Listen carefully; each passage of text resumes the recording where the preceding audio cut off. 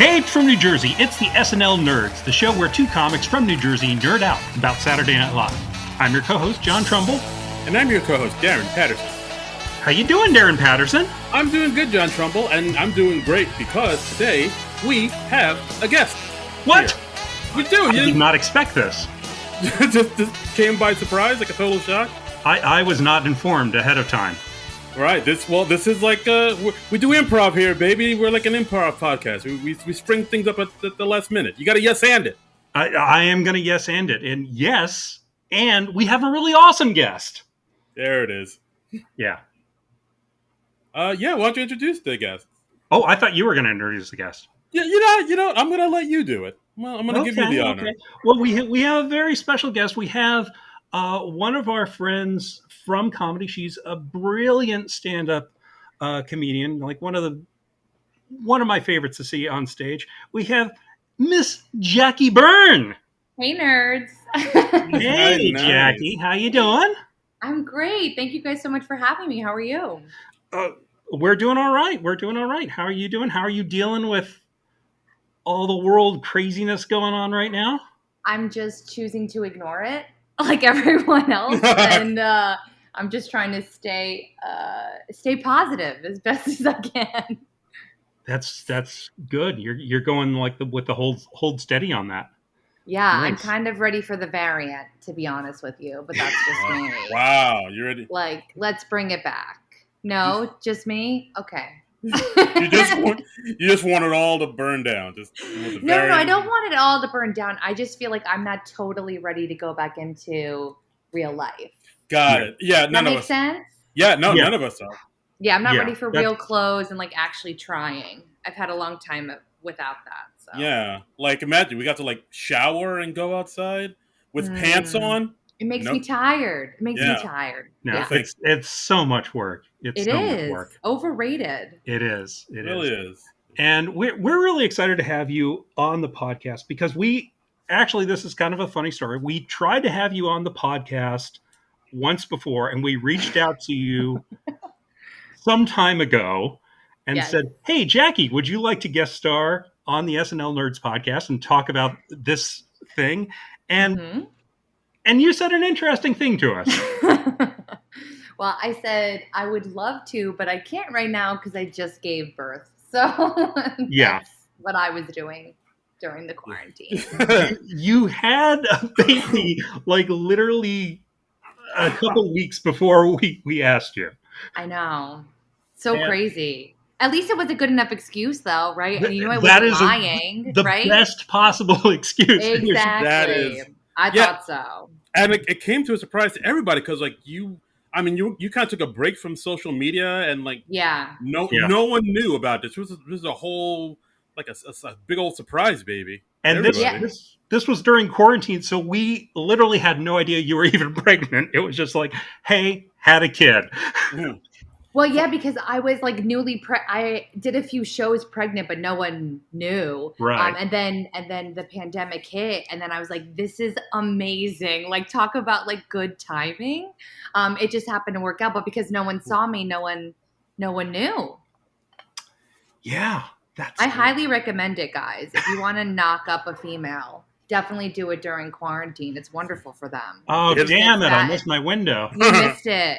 Darren, I'm telling you. All right. I forgot about it. I totally forgot about it. I was too busy worrying about, food and shelter and my loved ones. No, you gotta do it. That's why I'm going to bring back the variant for you. Please do. Yes. Yep. I won't drop the ball this time around. No, exactly. I'll let you know exactly when the right time is.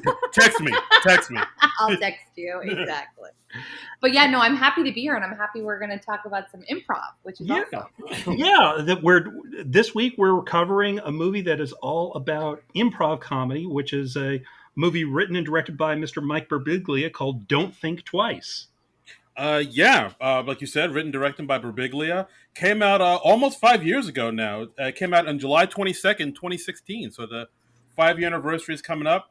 Had a budget of 2.4. It grossed about 4.4. So it was like a modest hit, I guess you'd say.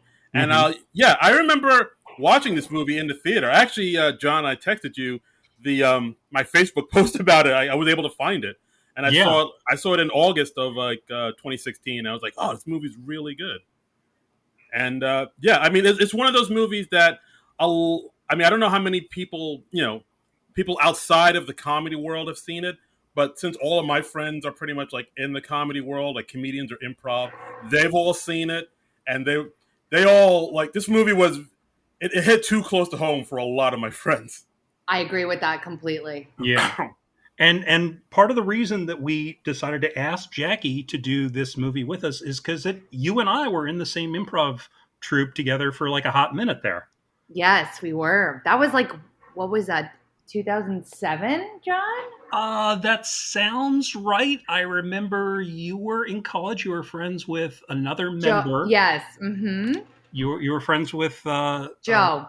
Our friend Joe Godara. Yeah, and you came into the group, and you were. Did it get to the point of you doing any shows with us? I don't even remember at this point. I don't remember. I just remember it. I feel like it was my senior. Yeah, it must have been 07. It was my senior year, and then I got like cast as like the lead in the fall show, and then I was like, Joe, I can't do this. Like I'm dying.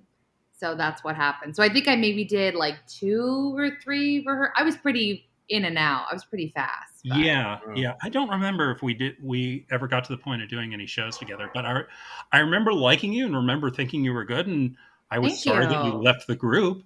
And I was happy to like reconnect with you a few years after that when we were both doing comedy. You were doing how stand-up funny was yet that? By then? Wait, say that again? Were you doing stand-up yet by that point? In college? No, not till after. No. Okay. Yeah. No.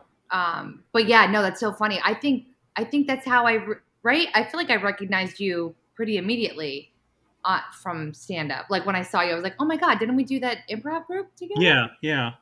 So funny. Yeah.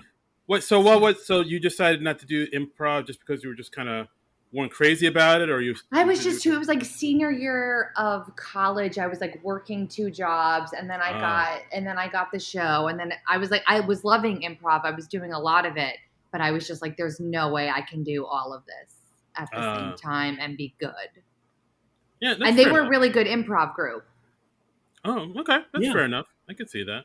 So all right, cool. Sometimes you got to say no, even though you're supposed to say yes and, Ooh, that's true. There you go. Nice. There are just so many hours in the day sometimes. What was the show that you did that you got the lead in? As You Like It. I was Rosalind, which is Shakespeare, and that's a big mama part. So nice. Yes. That's fantastic. So anyway, different time. I hear you. Well, like we always ask all of our guests, since this is an SNL podcast, do you consider yourself an SNL nerd? Do you what's your history with the show? Are you a casual fan? Do you really enjoy it? Do you have any favorite cast members? What are your thoughts on SNL? Totally. So I would say I grew up watching SNL. Gilda Radner is like, I don't even know what words to say that possibly express my love for her and the genius that I think she is. So that's number one. Mm-hmm. Have I watched it recently? No, I'll be honest. I feel like it hasn't quite hit the mark for me personally. And I also think Don't Think Twice mentions you always love the cast members from when you were a kid. Yeah. So I do highly agree with that assessment because I loved the 90s with Molly Shannon and Sherry O'Terry and Anna Gasteyer and Will Ferrell. I don't know how you beat that cast for me. Right. No. Yeah, we've talked about that cast a couple times. That was the cast that came out of the doldrums of that mid 90s era. Honestly, and the females were so strong. Yeah. That's one of those casts where the females were stronger than the males. Oh, definitely. I think so. Absolutely. Yeah. No shade to Will Ferrell or Chris Parnell and Chris Kattan, but like you said, Molly Shannon and Sherry Terry, Anna Gasteyer, they were powerhouses. Absolutely, still are. Not that Tina Fey and Amy Poehler aren't. I love them too, and I've seen them do improv live, and they're gifted. But I just, I was a little older then. You know what I mean? That's okay. Wait, when did you see them do improv? At UCB. Oh, nice. So you were at the famed UCB in the city, on 23rd Street? Yeah, and I went up to 301 there too. Oh, wow. Nice. Okay. So Okay. when was that? Was that in college or after college? Oh gosh, guys. Hold on. Let me just think. It was definitely after college. I think it was. Yeah, it was after college because I kind of broke it up. It wasn't cheap, so it Yeah, wasn't like you could just throw down like $350 I every. know, I know. You That's know, why I never did that because it's not, it's not just the money for the classes; it's the money going in and out of the city. totally. And you have to Yeah. sign up like immediately the second it goes live. It was like very aggressive, but Yeah. Yeah, I mean yeah, that's always something I've heard about UCB, where the classes are so expensive, and the whole thing just costs so much money. Like you kind of end up only having the kids that can afford to go to like trust fund kids and people with rich parents and stuff like that, and you're kind of pretty shutting. much. Yeah, right. Yeah. You're shutting out all the kids who are kind of all poor and stuff. It definitely felt that way towards the end. I feel like the first level was kind of like everyone was kind of like just like, oh, okay, you got like a bunch of people, and then once it started moving, you're like, oh, okay, so I don't have the right bank account for this. Yeah. I'm gonna try anyway. Like, So oh, my credit score won't allow me to be here. yeah, exactly. Yeah. Yeah. All But right. it was a Well, lot of fun. It's good training for sure. okay. I Oh mean, yeah. were you in any classes with anybody that went on to be like, do bigger and better things? Any people of note? No, I don't think so. I think someone became a writer for Conan at some point, but that was it. Hmm. Okay. Okay. Yeah, All right. not that exciting. Yeah, So no. lots of miserable failures in Yes. your Yeah, in your childhood. exactly. Who are now in debt, probably still paying off those classes. Uh, bunch of losers. Comedy's great, isn't it, guys? Comedy's wonderful. Oh, follow your dreams, guys. It's great. Exactly. Fantastic. Follow your dreams, but only if you have a spouse with a steady job or rich parents. Basically. So, okay, well, maybe we should dive into the movie.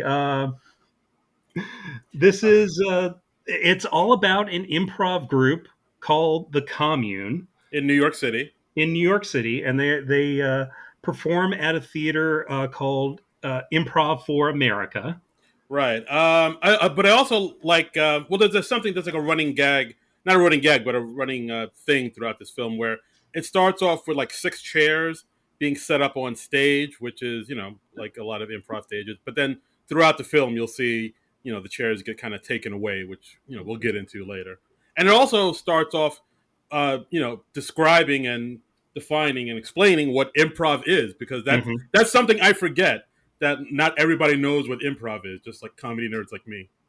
Yeah, I mean, they get into three basic rules of improv that were laid out by Del Close and several other actors and teachers that he worked with at Chicago. And the number one rule is say yes, which is basically you agree with the reality that's being established on stage. Like if I say to Jackie, "Hey, isn't it great that we're here at this baseball game?"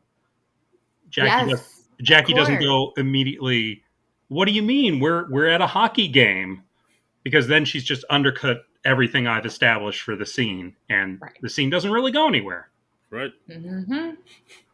Right. And then the second rule is, it's all about the group.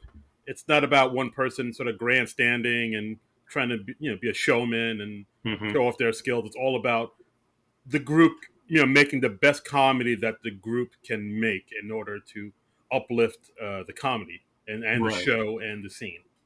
Yeah, because the feeling there is that if everybody in the group is trying to make everybody else in the group look good, then the group as a whole looks good.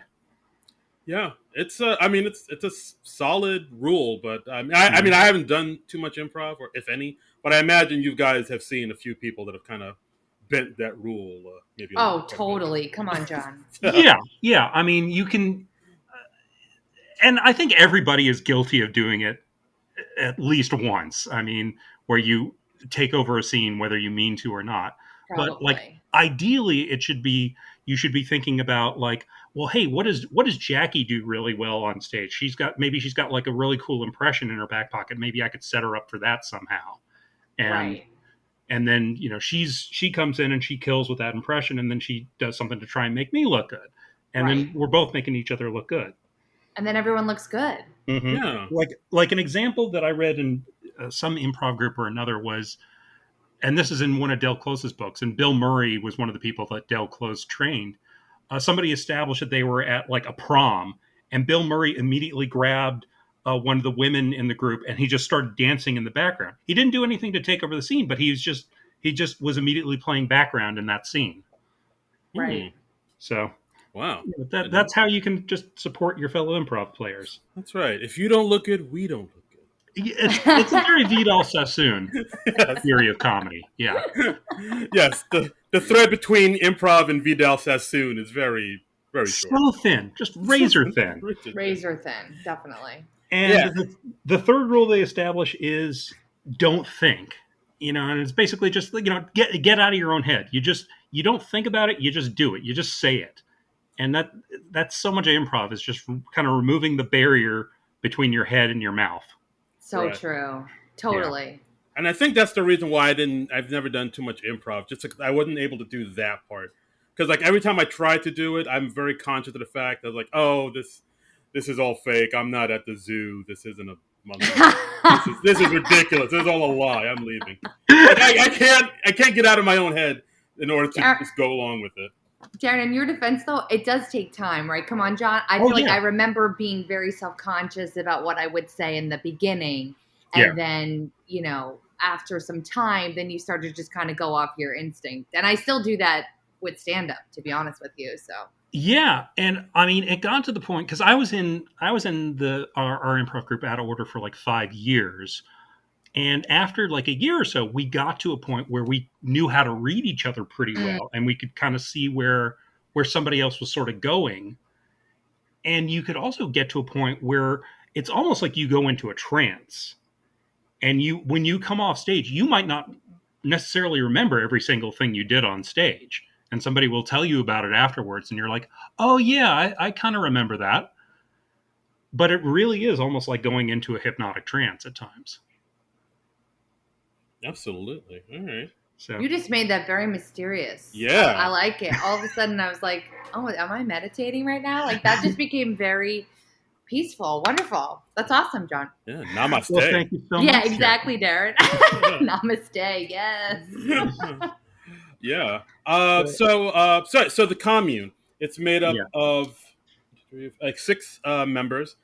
We have Keegan-Michael Key, who plays Jack, who's like kind of the ambitious go-getter type of member of the group. We have Jillian Jacobs of Community fame, who plays Samantha, who's going out with Jack. They're a couple. Jersey's own Chris Gethard plays Bill.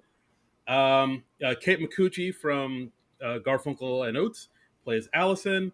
Mike Birbiglia plays Miles, who's kind of like he's a guy who's like in his late 30s, but he's still doing improv and he's still trying out for the SNL style show, which is called Weekend Live. And and he's trained a lot of the people in the group. Yes, exactly. And we also have Tammy Sager, who plays Lindsay. I thought Tammy Sager was like an actress or something like that, but it seems like she's done mostly kind of like a production stuff. Like she was like an executive producer on Shrill, and I believe she worked on Inside Amy Schumer and stuff. Oh, interesting. Okay, I didn't know that. She was probably the person I was least familiar with. Yes, agreed. Going into the film, like everybody else, I knew to some degree because I was a fan of Community. I actually got to meet Gillian Jacobs like a few years before this movie because I did an art show out in LA in 2012, and Gillian Jacobs and Yvette Nicole Brown came out to see that. So that's so cool. So I got to meet her briefly, and I have a crappy iPhone picture of me with her. So that's awesome. Congrats. It was 2012, and it was before you could take good phones with your picture. Or take good pictures with your phone. I knew what you meant. Yeah. Took it on your Razor or something like that. Yes. So Tammy Sager, I'm looking up right now. She was a writer on 30 Rock. She was a EP on Shrill, Orange is the New Black, consulting producer on Russian Doll. She was an EP on Girls, Inside Amy Schumer, How I Met Your Mother, Mad TV. Yeah, she's done mostly behind the scenes stuff. Okay, cool. Okay, this is the Commune, and they, like we said, they do improv in a small theater in Manhattan, New York City, and unfortunately, like a lot of theaters in New York City, they have to shut down because of rising rents, and like they say, we're closing down the theater. So it'll be closed in like 4 weeks or so, Yeah. which is a bummer. Yeah. And we're introduced to them. They're getting ready for a show. They're prepping for a show, and they're just backstage, and they're kind of BSing with each other. And like we see so many things that theater people do. Like they have Oh yeah. the superstition where they all hit the head of like a little wooden statue, and they're on their way out, and they do it like a group huddle. We see them doing zip zap zop, which is an improv warm up game. Well, so that is a thing. That is a Oh, thing. definitely. Oh yeah. That is the thing. You get into a big group circle, and you clap and you say zip, and then your next person says zap, and then zop, and it just kind of gets you into the habit of listening to each other and responding. So that's like the improv ABCs, right, John? I feel like that's like the easiest way of describing it. Yeah, that's a much less wordy way to describe it than what I just said. Okay, no, I like it. I actually, some trivia. I actually looked up in this movie, and so apparently all the cast members had some improv training, with the exception of Jillian Jacobs. She's never done improv, so I was shocked. That shocks me. Yeah, I guess she's just like a straight up actress. So, like, in order to prepare for this movie, she did some improv for like 2 weeks. And are you serious? That's it? Yeah, and they also mentioned like Kate Micucci. She had done improv, but it had been years since she's done it. So she took the 2 weeks with Jillian Jacobs, refresh her skills. Gillian Jacobs looks like every girl that was in my UCB class. Like, I swear, when she came up on screen, I was like, did I know this girl? Like, the whole movie was way too real. Did anyone else's, like, heart, like, my heart started, like, pumping. I felt like I was, like, about to do an improv show. Like, you started having flashbacks. Yeah, I was like, this is way too real. This is, like, too sad and depressing. Like, it's just like, oh, my gosh. I love and hate this movie for its authenticity. They really get it right. I mean, because they do. They really obviously do. Like, I'm sure Mike Birbiglia has done more than his share of shows in crappy theaters, and I don't know what his improv background is, but I'm assuming he has at least some. He's got to have some. You can't write that from imagination. That's real life. Yeah, or he's at the very least done shows with improv groups, so he's observed them. Sure. And yeah, I mean, it gets so much right, just down to the way people dress. Oh yeah, the way they act, like going out after the show and just hanging, whether the show went good or bad, and that's so much of stand-up too. Oh, definitely. Oh yes, absolutely. Yeah, like, so they always hang out at this bar, like not too far from the theater.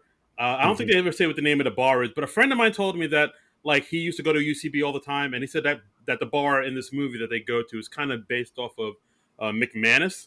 Yeah, see, that's what I was just going to say. That's what I thought they were doing. Yeah, he said it's definitely McManus. Which, like, if you were at UCB or taking UCB classes, like Jackie, like McManus would be the bar that everybody just went to. Yeah, you would try to go in there because you would probably see like Horatio Sands sometimes. Like I remember, I didn't have the balls to go in it. I didn't feel like I was worthy of it, but I would just like walk by it, just be like, "Oh, hey guys, yeah, hey, I'm cool, I'm over here." So you just kind of lingered along the outside, maybe passed by it 3-4 times. Yeah, exactly. I was still in training. I wasn't that ballsy. You know what I mean? No, I get it. Like you sometimes feel like there's like a hierarchy. Where you're like, there definitely is there. Oh, there is. Absolutely. Okay, all right. So it's not just your feelings. They're actually no. Like you go to McManus if you're like on one of the house teams. That's like if you're performing there on the weekends. Right. Okay. You don't go there when you're just in training. They know if you're in training. So if you go there and you're not on the house team, they just don't let you in the bar? Like the bouncer is like... No. I mean, I'm sure you could. But, I didn't think it was like... I didn't think that was for me. The bouncer's like, are you in Harold or no? Yeah. Exactly. You're going to have to leave, sir. Right. Get out of here, you level oneer. Yeah. Exactly. Totally. Yes, and your ass on out of here. Pretty much. Okay, well, Jackie, let me ask you this: you're going to UCB. You're a pretty young lady in your 20s. Were you getting hit on by teachers in their 30s? So, I think Our entire answer was in that one syllable. I'll just put it. I wasn't surprised by Miles's character. How about that? Yeah. Like, So yeah, Mike Birbiglia's character of Miles, like his thing is that It's we very see real. him. He over the course of the film, he hooks up with like at least a couple of his young students. Mhm. And yeah. he is a man who is 36 years old, but he's still basically living the life of a college student or just someone who's just out of college. Yep. You know, he's old enough that it's just starting to get a little sad. Oh, I think he's a little older than that. But yes, I agree with you. But I do have to say, I was with my husband already at this point, so I can't say that I was even available. But Gotcha. there were so many, it really was like a hungry time if you really wanted to be, because UCB was the breeding ground to get to SNL. So Yeah. if you wanted to be in SNL, you knew you had to be on a house team. So instead of paying $350 every whatever, however many weeks, 8 weeks, you could probably just sleep with your teacher and get clothes. So I understood the logic. It's the you easy path to success. Well, yeah, it's easy in a different way, but yeah, absolutely. It's I get it. Yeah. Yeah, I mean, I haven't seen it with my eyes, but I have heard a lot of stories of, like kind of lecherous dudes who have like a modicum of maybe success or some type of status, and like they would just sort of use that to like woo younger impressionable 20 somethings. Oh, absolutely. Like somebody was like, oh yeah, I knew Michael Che, I trained him, and that would be enough to Exactly. impress somebody, and like then you can get romantic. Also, every funny always wins, right? Mhm. So like if you're a really super funny dude, even if you're like slightly attractive, you're gonna be just fine. Yep. Teaching young girls improv, you're gonna be good. It's gonna be great. Pretty much, yeah. Pretty much. But yeah, like Miles' character, like I've definitely heard of dudes like that, and so it didn't really surprise me. It was just like, yikes. Mm-hmm. Yeah, I think most everybody in comedy has known a Miles or two. Oh, definitely. Especially if you're a woman in comedy, I would imagine. Yeah. Yeah. It was just funny when like Miles was taking her back to her room, and like his room is like he lives with like two other people in the commune, because we learned that Jack and Sam have their own place, and Right. Lindsay lives with her parents because her parents have money, so they own a brownstone on the Upper West Side, so she stays with them, and like so so Miles lives with Allison and Bill, and he has this one little room where you have to like duck your head underneath a pipe to get in it, and like hop on top of like a bunk bed. I'm like, oh, does this actually work? And he's in just like this little sort of alcove. That's his sleeping space. So bad. And he's like, oh, this isn't very big, but then again, neither am I. And he repeats that line with a few different women over the course of the film, and you realize that that's like his stock line. This is like his regular routine. Yeah. So gross. And so sad. So sad that a girl would hear that and be like, okay. Like, oh, that's okay. That's great. Oh, but it in a way, it's like doing your act for an audience that's never heard it before. It's the millionth time you've run through it. Right, but right. To them, it's new. So that's very true. That's a great comparison. That's good. Yeah. Then we also have this scene where Bill talks to his dad, played by Richard Klein of Three's Company fame, Mr. Larry Dallas himself, and he's talking to his dad about his improv, and like his dad seems kind of not. He doesn't quite get what he does. He's like, oh, are you still doing this? Like, are you making any money off this? And it's like, no, but I'm trying. I was like, yeah, all right.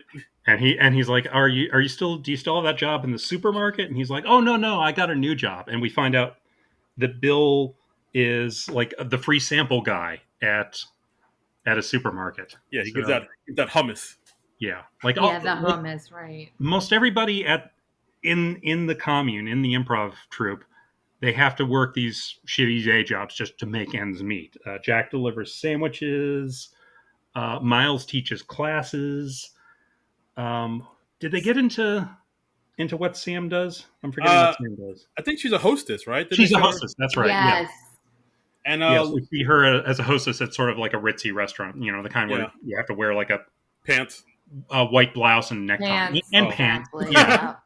Yeah. It's fancy establishment wants me to wear pants. I mean, I don't believe in those restaurants that make you wear pants Right. personally, but Yeah, this is America. I hear they're nice. And but yeah, we also see Lindsay doesn't have a job. She kind of, like you said, she has wealthy parents, so she lives off them, and she smokes pot all day, and she sees a therapist twice a week. Mm-hmm.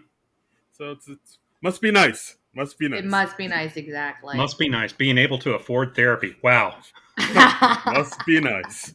can you imagine? And we also see the group they gather together to watch this show called Weekend Live, which is a live comedy show that airs on the weekends. I'm assuming on a Saturday night. I don't know if they ever say for sure what night. I of the think we week can it airs. assume it's a Saturday night. So I'm thinking it's a live show that airs on Saturday night. it's an interesting concept. I've never. I mean, hopefully it catches on. I've never heard of something like that. Yeah.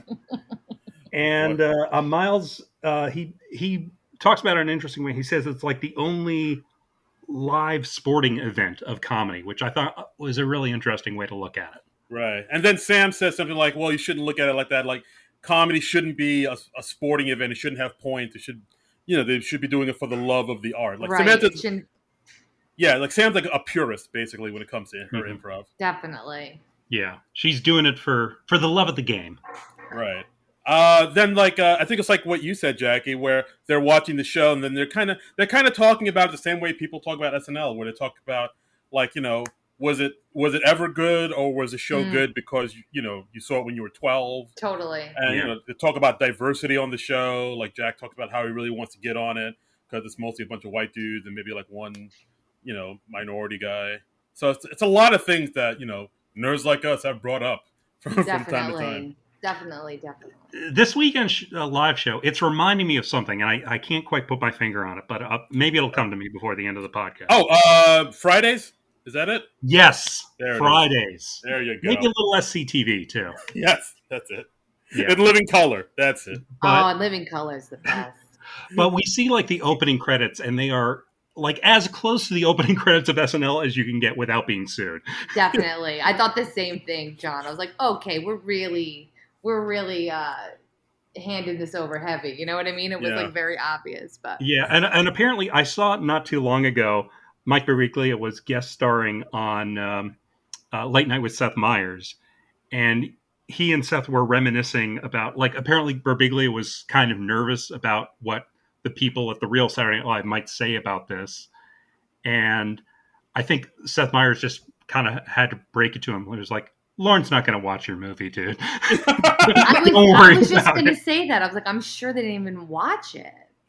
I mean, it's a great movie. Don't get me wrong, but it's a small scale movie and it's a low budget movie. So it was made for $2 million. Yeah, it was probably below Lauren's radar. Yeah, definitely. I don't remember hearing about it, to be honest with you. It was one of the small indie movies, and like if it's like one of those movies where if you follow, like comedy super seriously, or you listen to comedy podcasts, then you heard about it. I don't think like the mainstream folks knew about this film. Yeah, it's never the type of film that would get a wide release. I don't think. No, definitely not.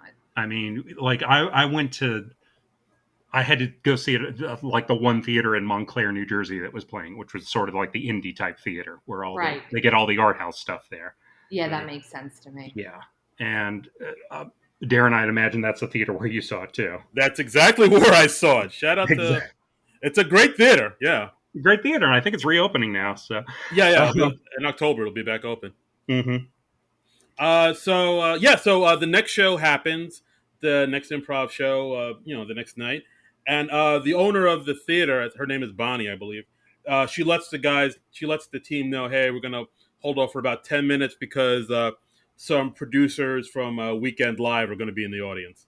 Right. And of course, Hugh Finn, who I think is supposed to be the big star of the show, they say he's coming to see the show and he's bringing some producers. So it's sort of an unofficial tryout for the show.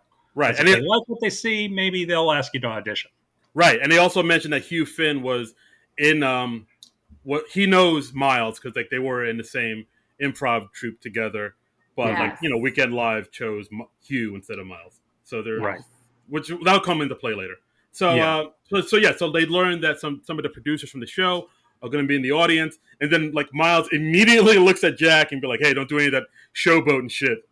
Again, like right off the don't rip. show off like you did the last time somebody important was in the crowd.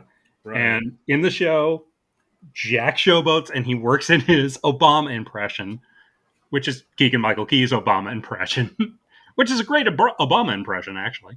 It's solid, yeah. Yeah. And he's going out all by himself, but it's improv, so they roll with it. Right. And we should also mention for some reason Bill wasn't able to make this show. He didn't show up, which we'll get into a little bit later.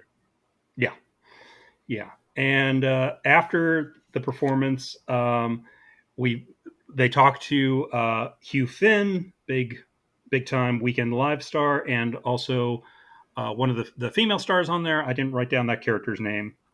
I'll look it up. It was like Alicia or something like that. Yeah, something like that. Yeah, and they're just hobnobbing. And over the course of the conversation, Miles finds out he wasn't invited to Hugh's wedding, and Miles actually introduced Hugh to his soon-to-be wife. Yeah. Yikes. So there's a whole lot of resentment going on under the surface, bubbling up. Yeah, because I think it's like you said. I think the female cast member Alicia Bonham mentioned like, "Oh, you and Hugh knew each other from back in the day, the improv days. So you're probably going to be at his wedding, right?" And then like that's when it got awkward. And then she was like, it's going to be a small thing. Not a lot of people are going to be there, and yeah. So, but after the show, Jack and Sam, they both get a call from Bonnie, the lady who runs the theater, and they say, "Hey, the Weekend Live people liked you. They'd like you to audition for the show on Thursday." So, yay! Yeah, which was super exciting. Super exciting. Jackie, this was your first time seeing the movie, right? Yes, absolutely. Okay. So Darren and I, we'd both seen it before. What are you thinking of the movie at this point? Well, I was thinking that I know that happened at UCB. Like there was industry night. So I was like, oh, this is good. Did I think that it would happen that fast? Probably not. Yeah. Like that they would call in, would be in. But I was like, that's probably really feasible for sure. But I knew it was going to be, the other cast members were going to be pissed. Yeah. They do really collapse the timeline. Yeah, that's what I mean. It's like the Miss Maisel timeline too, where it's like she's doing stand up for 2 days and then suddenly she's opening up for what's his name? Oh, Lenny Bruce. Yeah, Lenny Bruce, exactly. You're like, I'm like, what? That can't happen. Even no, that's totally how comedy works, right? Yeah, exactly. You do 2 open mics and you're opening it for Bill Burr. Right. Comedy. Exactly. We all choose to do the VFW gigs. You know what I mean? For the love of the art. Exactly. Yeah. Exactly. My second gig in comedy was at an ice cream parlor in Bordentown. Is that true, John? That is true. That is 100% true. After I did my first night at Tierney's, one of the other comics there asked me to do a show at an ice cream parlor in Bordentown. And when I got there, then I found out I had to host the show. And I had like maybe 10 minutes of material total at this point. Oh my God. So not ready to host anything. Please tell me it was paid. Of course it wasn't. I honestly can't remember because this is like 2011, 2012, something like that. No. I might have gotten paid something. Yeah, I think I probably got paid a little something. Oh, God. All right. Ice cream. You get paid in ice cream? What happened? I did not. I did not have any ice cream that night. Oh, you didn't get any? Oh, my God. It's like I probably got like $20 or something like that. We don't have any money, but here's some Rocky Road. Yeah. Have a scoop. That was a trial by fire. Wow. Oh boy. Oh, John, that put a smile on my face. Thank you, sir. Nothing funnier than your friends bombing. Hey-o! Wait, did you really bomb, John? It was mixed. I mean, I was too new to totally know what I was doing, No, especially I know that. hosting with like, a half hour notice before the show. Yeah, Oh, that's messed up. that's I, fucked Yeah. I up. think it was literally like the person who got me the gig. They would have hosted, but I think they probably got some other job, so I was like the backup in case. Wait, was it just how many comics were on the show? Um, Probably How only is three this or not four of us total. emblazoned in your mind? This should be traumatizing you. You should be waking up I know. waking up in a cold sweat, It was screaming. like three or four of us total, I think. I have no idea why I ended up hosting instead of one of the other people who was more experienced. Surely more experienced. Wow, I don't know what the answer is. I don't know. this is You yes and. You yes and. I That's yeah, what I yes happened. and I should have just been like, no, I can't do Yes, this yet. exactly. You should have been like, I'm not ready. maybe you should have thought twice. Oh, Yeah, well done, Darren. Hey, Thank you for yeah. that. yes, and see, no, I love that. That's right. No So improv training. so Jack and Sam, they've got the really good news. They get to audition for Weekend Live, which is it's like the Saturday Night Live of comedy. And then Bill shows up after the show, and we find out why he missed the performance. It turns out his dad was on his motorcycle, and he actually got run off the highway by an 18-wheeler, and he's in the hospital. So that's not good.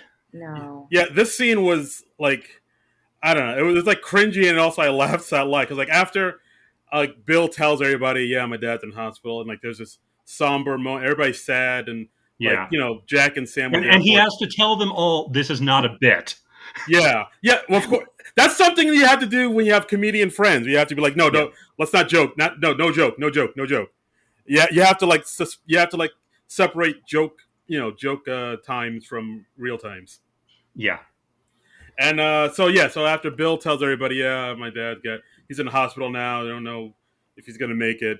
And then Jack just says, also we have some news too. Oh my God. Did you not die? I died. I was like, read the room. Why are you doing this? Jack picks his moments. Yeah. And everyone's just like, oh, that's great, man. Congratulations. I mean, Yeah, and like Bill tries to be happy for him. It's like, wait oh a day or two. yeah. It's like, yeah, so what are you gonna do? You're gonna do Alex Rodriguez in a cell phone store? That's a good one. Yeah, and then they start suggesting bits that he could do for his audition. Well, can we really blame him though? Because think about it, your dad like is dying or is maybe going to be dying, and that's Yeah. why you miss your like the audition you're waiting for. Like Yeah. I felt so bad for him. Yeah. I mean, it really is a blow on top of another blow. Yeah. And yeah, because it really is his dream. And Bill's another one of those guys in the group who's maybe getting a little older, and over the course of the film he's just like, hey, maybe I shouldn't be doing this anymore. Maybe it's just not going to happen for me. Maybe I should move on and do something else with my life. Yeah, I mean, he has that great line in later on in the movie where he says how in your 20s it's all about dreaming big and hoping, and your Mhm. 30s is spent thinking about how dumb it was to do all that dreaming big. It's And all about realizing how dumb it was to hope. And oh my I God, felt that's that so deeply. I felt that. I was like, oh my God, that hurts. That is too true. it hit too close to home. It really did though. It's like optimism. What was I thinking? Yeah. I mean, I feel like improv pays even less than stand up, though, you guys. Like, I feel like any improv show I did in the city was like maybe $10. I Yeah. mean, really. Damn. Really? Maybe 10. Because you're Maybe. paying everybody in the group, and everybody in the group is splitting that. And Yeah, because you're renting out. I don't know. We did like, yeah, I was in various bars and stuff, and like you still have to pay for it. You know what I mean? I don't know. Yeah. Sounds about right. Yeah. Yeah. Wow. All right. So the commune is there for Bill. They drive him out to Philadelphia to see his dad. I think they take Lindsay's dad's car. They go see his father in the hospital. And it's all of them sort of coming together and being there for him. And then when they drive back into the city, they did this kind of thing that I could definitely see like improv people or just people in comedians doing, where they kind of Yeah. make inappropriate jokes about his dad to make him feel better. Yeah, like Bill, he starts saying like, well, there was because his dad is he had an emergency craniotomy to remove the blood. They said, and so his dad can barely speak. But he said at one point he said thank you, and he sort of imitates his dad's voice saying thank you. And then one of the other people in the car just goes, "Oh, Bill, or Miles, that's wrong. It was more like thank you." And then they all start doing their own version of Bill's dad's voice. And I could totally see some comedians or improv people doing that exact same thing because 100%. That Yes. is 100% the way comedians joke with each other. It's like, Yeah. I mean, because we hear jokes all the time, day in, day out, and it takes really you kind of build up an immunity to regular jokes, and it takes more extreme things to make you laugh. Yeah, absolutely, absolutely. But it's all done out of love. It's not as like malicious or anything. No, I mean because everybody in the car is laughing, but it totally captures that interaction between comics. Yeah, it's kind of a sweet moment, actually. Yeah. Yeah. So it's the next day. Jack and Sam have the audition at Weekend Live. Jack, they're both preparing and rehearsing. Jack is ready to go, and he says, "Sam, all right, Sam, we got to go. If we're going to make this audition." But Sam, she kind of holds back for a little bit. She's like, "Oh, I need time to prepare. You go without me." And Jack is like, "What? Like, no, we can go right now. Like, I'll wait. I'll wait for you." And and she says, "Look, I need more time to prepare. Your audition's at 4, mine's at 4:15. I'll just meet you there." That makes no sense. No sense. That made me very angry. I was like, "What are you doing? Just go with it." Like, my inner comedian was just like, "That's horseshit." So Jack, he goes off to the audition at this 30 Rock-esque place. I don't think they ever have an establishing shot of the building, but it's as much like 30 Rock as you can imagine. And he goes in. We have a little cameo from Pete Holmes. Yeah, we got Petey in the building. That made me laugh. I was like, Pete Holmes comes out and he's just like, "Yes, I nailed it." Yeah, he's on a phone. It's a Ray Romano bit, and they loved it. I crushed it. Yeah, that was familiar too. It's just like there's always someone. Right. So then we see Jack waiting to have his audition. Then we do see Sam go into the building, get her ID, and make her way up to the elevator, and then she kind of goes down the hallway, and then she kind of freezes, like freaks out a little bit inside, and then leaves. She bails on the audition. She never did it. She chickens out, yeah. Which is, I don't know, it's very telling. I hated that. I didn't like that at all.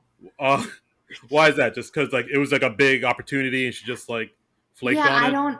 I don't know that she would have flaked. I think if she was going to flake, she wouldn't have gone into the building. I think part of me thinks once she got into the building, she saw the seriousness of it sort of sunk in. Like it became real, too real for her. And maybe she know. So, I think also the movie was trying to play it a little ambiguous at this point. We're supposed to think that she went in, but it didn't go well. Well, that's what I was hoping for, to be honest with you. Yeah. But then it was clear that that's what I thought they were going with. Yeah. And I was wrong. Yeah. Okay. Yeah, she didn't even work up the courage to go in. And then we see, and Jack gets on the show, and we see him with the rest of the commune group at the bar later that night, and he's kind of telling them all that, and he tells it to them just step by step, and he breaks it to them, and then they all kind of realize what that means, and they're like, oh wow, congratulations. But inside they're all just like, well, why isn't this happening for me? Totally. I mean, it's such a great scene the way they played it, because Jack is telling them this good news that I got the part, I'm on Weekend Live, and it's happy news, and everybody should be happy, and no one is happy. Right. Because everybody's the realization is sinking for everybody. Like, oh, this guy I knew who I worked with side by side got the part. Like, how come I didn't get it? Like, what did he have that I didn't have, and all that? And we were in the same show. Yeah, and exactly. we were working together, and and those are all natural feelings to have, but they all try to be happy for their friend at the same time. Yeah, Totally. and then I think Jack also says, "Yeah, I don't know where Sam is. Like, I told her to meet me here, and she's not here yet. She's been avoiding. She hasn't texted me or called me back." But then Sam Mhm. meets up with them, and she says, "Oh yeah, I didn't go to the audition." And then she makes up some lie, like saying, "Oh yeah, She says I was late and they didn't let me in. That's right. That's right. Yeah. And they yeah." were like, "What? You were 20 minutes late and they didn't let you in? That's weird. That doesn't sound plausible." No, it doesn't, does it, John? It does not. Yeah, and it's just like I don't know. I think everybody sort of had a realization that this is going to change things. This is going to change the whole dynamic. This is Yeah. like I really like the way they played it because it's very real. Very Yeah. real. So And everybody's also like, "Well, are you going to make it to the last 3-4 shows that we have at the theater before it closes down?" And he's like, "Well, hey, I'm going to do my best, and but I want to put my best foot forward at work." And yeah, I mean, and that's a fair statement for him to make. Like, I kind of like how Mhm. they played, Jack and everybody. Like, no one's really wrong here. No one's really a jerk. Everybody's like, I don't think Jack was a jerk because like you said, like it's his first year there. He wants to make a good impression, but at the same time, you can see how that can come across as being like maybe he's like all high and mighty or has a big head to the other members of the commune, where it's like, oh, he's not gonna look out for me now because he has this big thing now and he's Mr. Weekend Live, la di da. Right. I But at agree the with same you. time, it's like a big thing and it's a life changing thing. So Right? yeah, Yeah, you totally see where he's coming from. yeah. And so after they all meet up, like there is that awkward tension between Jack and Sam as they go home, and Jack is like, all right, what really happened? How come you didn't do your audition? And she kind of brushes it off, saying, yeah, I told you I was late. They wouldn't let me in. Yeah, and Yeah. they don't really like again, like there's something in between them there where it's like there's something needs they need to have a conversation about this, but they're not. So they just kind of Yeah. brush it off. And then there's that montage of everybody else in the commune going online and Googling Jack's name and seeing the articles Yeah. that pop up from They're Splitsider. seeing articles on like Split Sider saying like Yeah. Weekend Live adds Jack Mercer to the cast, and this is like I think it's supposed to be on the same night or maybe at most the next night. So the news breaks fast. Yeah. It sure. Yeah, it does. So then the next day, Miles tells Sam that he wants Sam to teach his class, his 101 class, because Miles is like, Mhm. I need to hunker down and work on getting on Weekend Live. I need to focus on me and do my writing. Right. So and everybody's sort of preparing for the venue to shut down the theater. Bill finds a place in Midtown Manhattan for the groups to continue doing their show. But like it's like a kind of like a fancy jazz club. But Yeah. he says the guy says he might be able to do some things, but they'd have to pay some money up front. They had to pay like four They had a thousand. front 4K. Yeah, and like right there, I'm like, no, I'm not doing that. Yeah. But everyone's like, "Oh, that's doable. We could probably do that." Now, there's also like a quick scene where we see Miles getting dumped by the latest one of his students that he's hooked up with. And we see her like the next morning. She's like getting dressed, and she's like, "I feel like a whore. You're like 40." And he goes like, "I just turned 36." But he's like 36, and the girl's like 22, which that's a uh gap. That's a significant gap. yeah, dude. That's. Yeah. I mean, I'm not here to shame anybody, but that's kind of creepy. Mm-hmm. Yeah. So then we see, yeah, like everybody in the commune is kind of preparing for the theater to shut down. We see Bill and Allison are working on a writing packet. I think Miles at one point says, "Oh, I'd get in on that. I'd work with a pack with you guys." And they're like, "Well, it's already the two of us, and we're already Yeah. kind of doing a thing, so you know, you And know." Allison, she doesn't seem like a strong prospect because she's more comfortable writing in cartoon form. She like Yeah, I doesn't thought want that to. was interesting. She doesn't want to type up a script. And by the way, the cartoons that Kate McCucci's character does are actually drawn by her because she draws in real life. Oh, I didn't know that. Yeah, So she's yeah. really good. Hmm. Yeah, man, that's a little thing about her character that I kind of wish they went into a little bit more. Where they say like when she was younger, she had like a lot of promise. I think she won some awards for illustrating. Oh, okay. I was going to get to this when we get to this in the in the theater. She says at one point later on in the movie, she says, "I won an Eisner Award for the most promising cartoonist, and I've never had one book published." Okay, the Eisner Awards are a real thing, Okay. and, but they do not give out awards for most promising cartoonist, especially if you haven't been published. They don't You do. do not get an Oh Eisner my if you have not been gosh. published. They don't do that. You can't send us some cocktail napkins with some doodles. No, I'm just like, that's not like a thing they give to like high school students or somebody in That's college. hilarious. And I don't know how I didn't remember that from my first viewing, but it really jumped out to me on this watch. Wow, Um, that totally they, went they over my head. no, well, I mean, unless you know the Eisners, Mm. I didn't even remember that. you wouldn't know it. They did used to. I looked it up. They did used to have a category for talent most deserving of wider recognition, but they discontinued that category in 2006. Oh wow. So yeah, you have to have something published to win an Eisner. Oh, That's you hilarious. need that. Yeah, they need something to actually exist before they give an award for Wow, That's really funny. what's up with all these weird qualifiers, man? it. I know. It's a big racket. It's all a But racket. I little bit of a brag right now. The magazine that I write for, Back Issue Magazine, that is nominated for an Eisner for best periodical, comics related periodical / journalism for this year. We won in 2019, shared the award in 2019, and we're up for That's it again this year. awesome. So Way to we'll see what go. happens. That's great. Yeah, so that's cool. Nice, my friend. Very nice. And Yeah. unfortunately, it's not like the Stanley Cup where they send it around to everybody. But Oh my gosh. but my editor would get it. So Okay. You can't go and drink champagne out of it or whatever. well, he's in North Carolina, so I'm sure Road if trip. I was visiting him down there, Exactly. I could. Road trip. Road Yeah. trip. But what were we talking about? Shit. Oh yeah, Allison. Yeah, so like you said, she won that award as a promising young illustrator, and she's Right. been working on a graphic novel for like 9 years. Never did it, and like they kind of show why, because like I think she showed some of her work to Bill, her illustrations, and she was like explaining Mhm. it, and Bill was like, "Oh, okay, no, I like what you've done here. This is really cool." And then Yeah. Allison is like, "No, you don't like it. It's dumb. It's stupid." And It's then just- she rips up the page in her sketchbook and crumbles it up, and yeah. yeah, so she's like her own worst critic.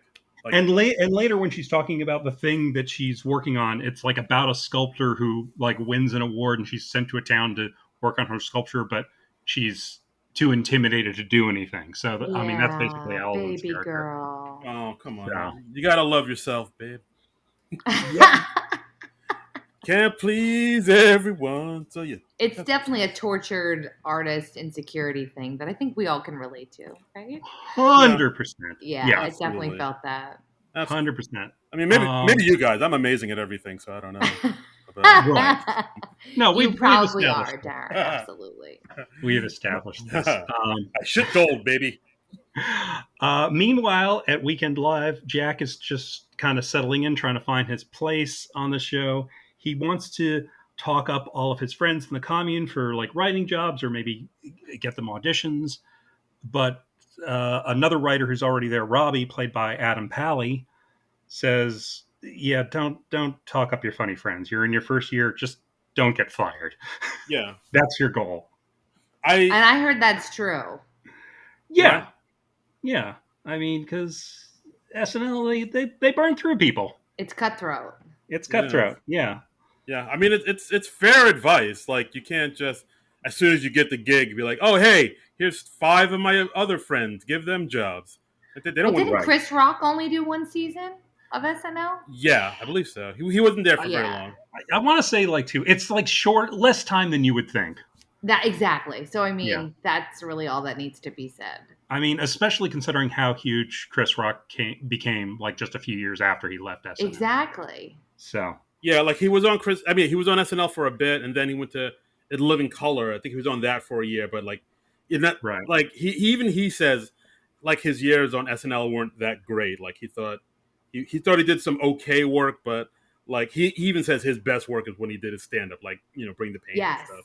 Mm-hmm. definitely. Yeah, that's when he really broke out. Absolutely.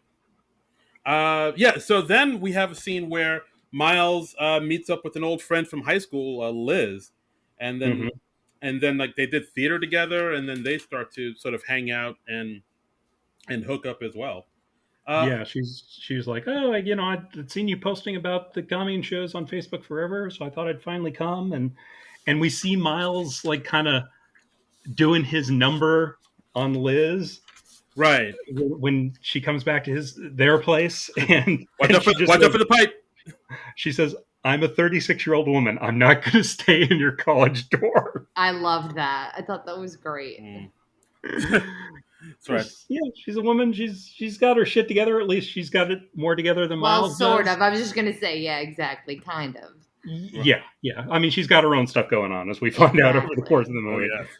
Oh, yes. Then we have a scene where Jack is getting ready for his first show, his first big show, and he says to Sam, "Hey, so do you want me to try to get you tickets, or do you want to come in the green room and wait backstage for me, or this is my big show?" And she says, "I don't think I can go back into that building," and she doesn't go with him on his first show. That was ridiculous. Right? It was like, you can't do that. You can't do that. You gotta go and support your man. You have to go. It's not about you, Sam. That made me mad. I was like, Sam, you know that you can watch. It's okay. Yeah. I felt bad. I actually felt bad for Jack in that moment. Yeah, that's like so exciting. Like Sam maybe had like a PTSD thing going on, like it was just so traumatic for her that she chickened out of the audition. She just can't face it again, and like going back into the building would bring it all back for her. I know, but it's not about you. I get that. I agree with you. Yeah. So yeah, I'm sorry. What were you saying? Well, I was just saying we're seeing the commune watching Weekend Live, and it's Jack's first show, and he does his old timey ticket taker character that he did as an audition, and they're all just like, "Oh, it's not funny. Somehow this isn't funny. It sounds funny. It should be funny, but it's not." So they feel like the show's kind of co-opted him. Yeah.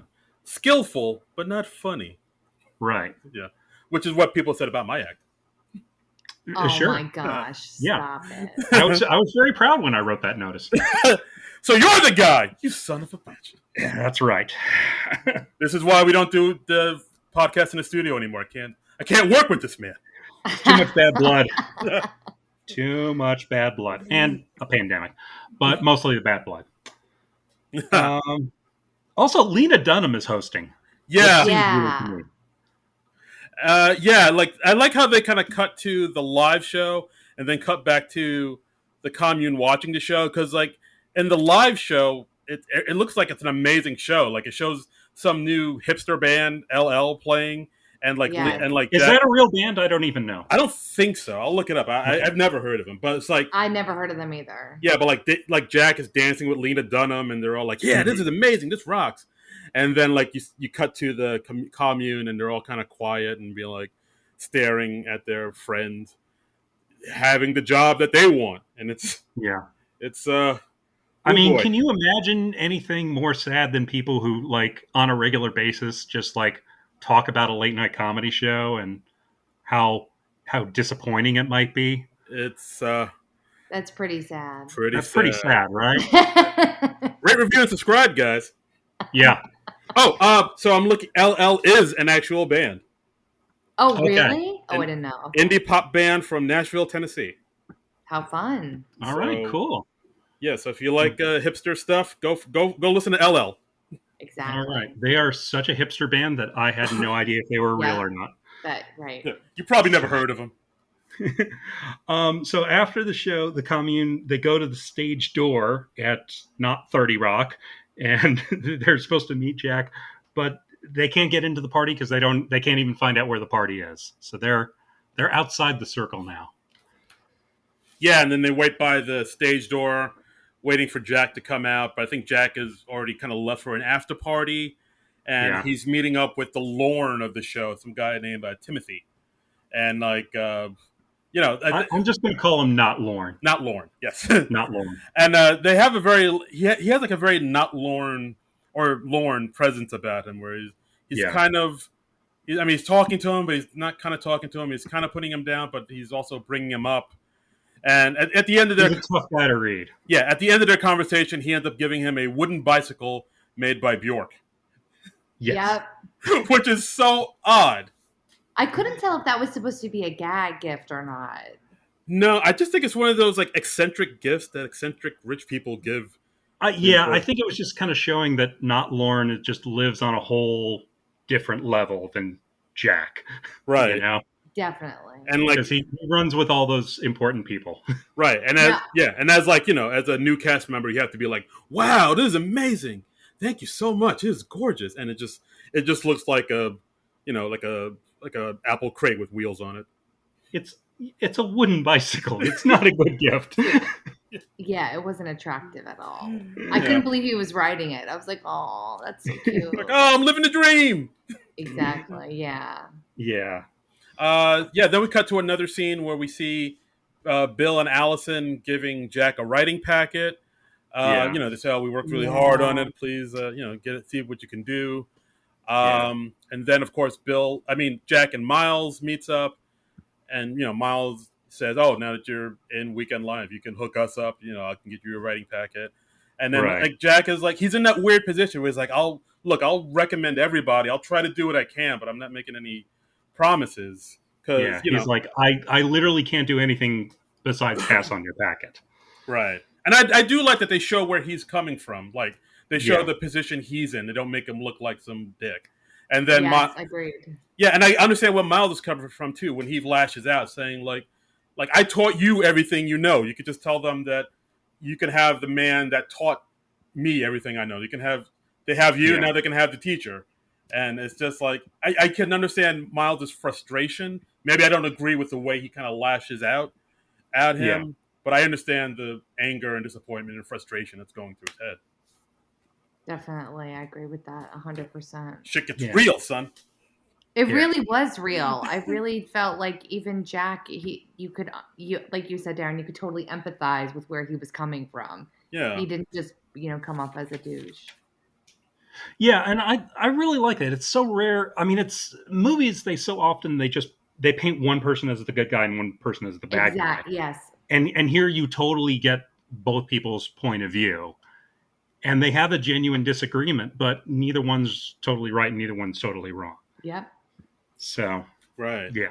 But from Miles's perspective, he's just like, hey, the show already passed me over in 2003, and now it's passed by me again. And now I'm at the point where people I have trained and taught everything I know, or everything they know, are passing me on the comedy ladder. And that's gotta hurt. Yeah. That's gotta hurt. Bitter pill to swallow, man. Yeah. I think that's why I like this movie so much, because I mean, we've all been kind of taught or been taught and been told that, like, hey, you just got to pay your dues, put in the work, and you'll get there, you'll make it. And like, I don't know. I mean, like, I think we've all worked in the industry or in the comedy scene enough to know that's not 100% true. I mean, yes, you do have to work hard, you do have to be prepared, but like we know a ton of comedians that are like really good at their craft and really work hard at it, and like they're still kind of not maybe at the place that they should be.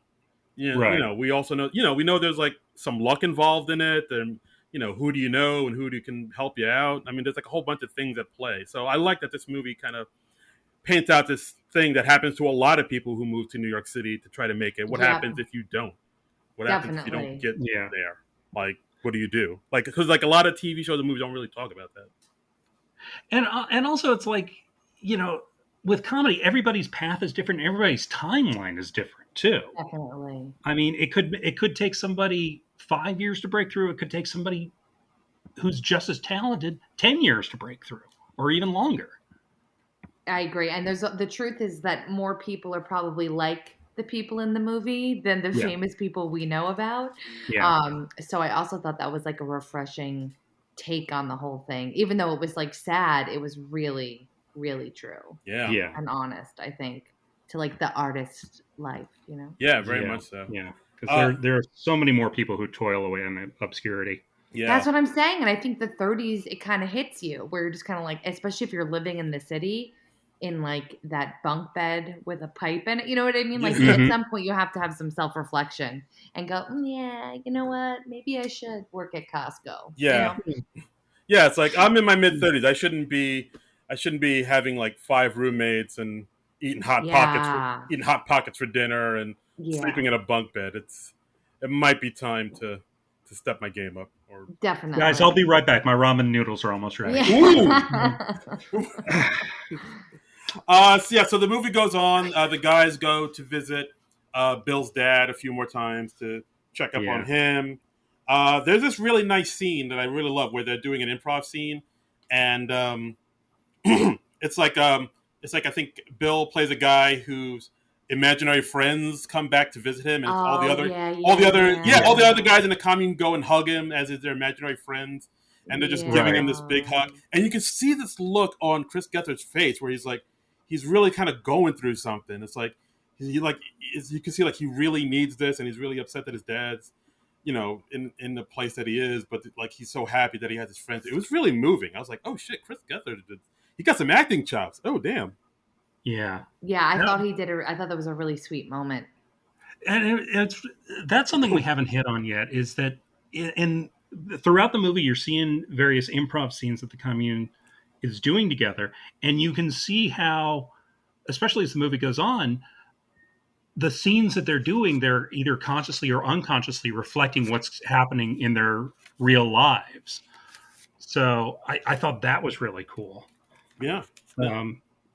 Like Bill at one point, after this show is when he says, when they're cleaning out the theater, he says, your 20s are all about hope, and then your 30s are all about realizing how dumb it was to hope. And he says, like, without improv, I'm just kind of a loser, because like he's got this shitty Yeah. day job where nobody.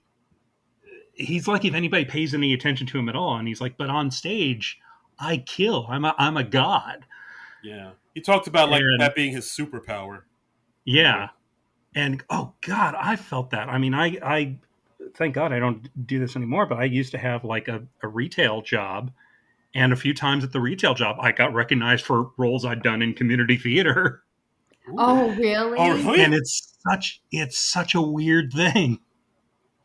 It's like On one hand it's kind of nice that they recognize you, on the other it's kind of like, oh, well, it's embarrassing you saw me like this. yeah. It's like I know, I get that. You feel like a fraud because they're seeing you not in that, like arena. 100%, 100%, yeah. thank you. Thank you for enjoying my work. Paper or plastic? Yeah, right. Exactly. It takes the mystique out of it. You're suddenly, Yeah, oh, you do yeah, this? Oh, so you're not real? You're not professional? You know? exactly. So as the movie goes on, we see Miles and Liz are getting closer. They're dating. Mhm. They're having a coitus. They're having a sexual relations. She finally goes up to his little bunk bed situation. Yeah. Women can't resist the So bunk bed situation. That's all I'm Oh, saying. boy. he Ladies, wore her down. it's like you're climbing up this ladder, baby.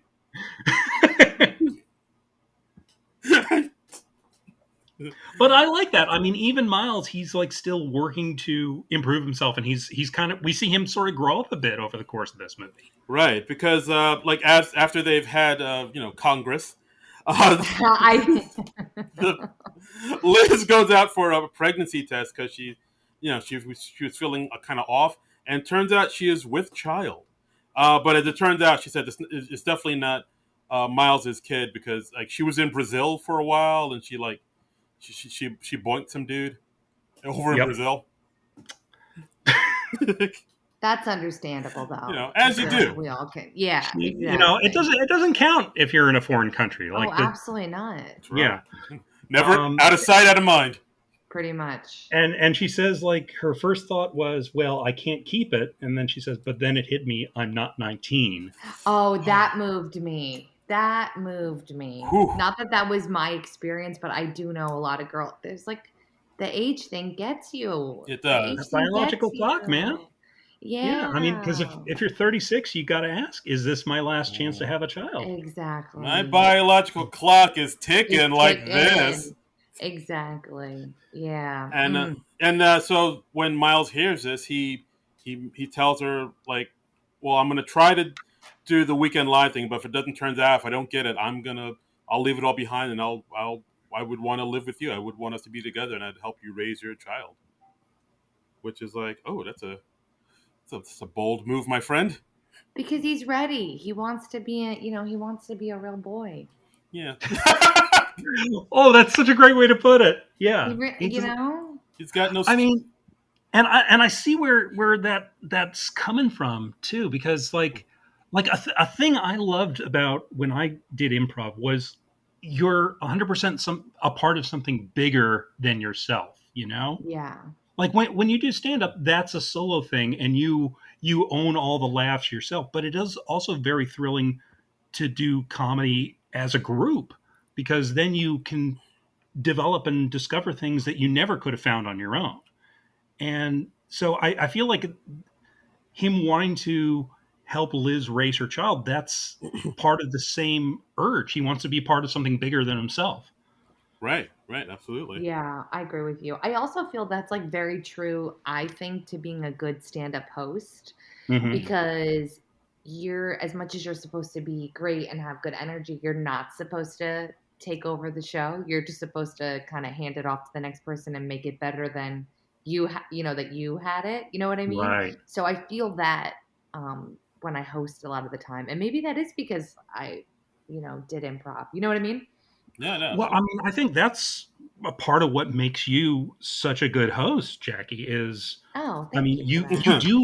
you do really keep a show moving along at a good clip. You don't try to take over the show totally in between each comic. If like somebody doesn't do well, you might do like a couple minutes just to bring the audience back. Of course, yeah. That's what you're supposed to do, and you keep it rolling, and you're able to roll with all the unexpected stuff too, and you're great at crowd work too. You're one of the best. One of the best. Thank you. But thank you for saying that. But it was funny because when you guys were talking about the beginning, like the first few minutes of the movie, when they were saying "don't think," I really that's when I'm doing, I think, my best on stage, is when I don't know what I'm saying next. And I was trying to explain that to someone, and they were like, "Wait, you don't like write it down?" I was like, "You don't understand. It's literally like I have no premeditated word that comes into my head. I just have to say it." I don't know. It's weird. That's me. That's fantastic. Do you not ever write out a set list then before you go up on stage? I write out like an outline. Uh-huh. I would say I very rarely do it. I like to I usually have like my first opening line, and then I kind of know to go off of where. Like I have an agenda, but I also try to be like very present. Yeah, gotcha. Yeah.